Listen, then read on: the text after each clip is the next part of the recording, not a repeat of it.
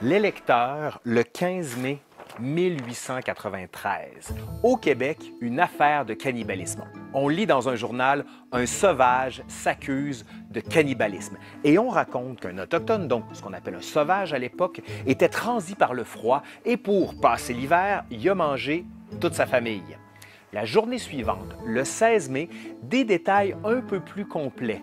On raconte que c'est pas lui qui s'accuse de cannibalisme, mais d'autres autochtones et qui n'aurait pas mangé toute sa famille, mais heureusement juste sa fille. Le lendemain, 17 mai 1893, nous sommes à Montréal. La Patrie ou le Daily Witness raconte l'histoire, mais avec des détails beaucoup plus sordides. Oui, c'est vrai, il aurait seulement tué sa fille, mais de manière assez singulière. Il lui ouvre la gorge, il boit tout son sang, et tout ça devant d'autres autochtones qui sont transis par le froid. L'histoire fait grand bruit, tout le monde en entend parler. Sauf qu'il y a un petit problème. Le lendemain, le 18 mai, il y a un journal, le journal Électeur, qui se rétracte en disant « En fait, c'est pas ça qui s'est passé ».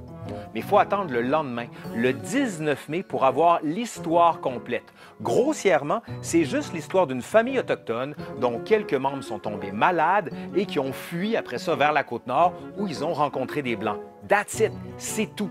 Mais là, on se dit, c'est fini, il n'y en aura plus d'histoire comme ça. Et cette histoire-là, elle est morte et enterrée.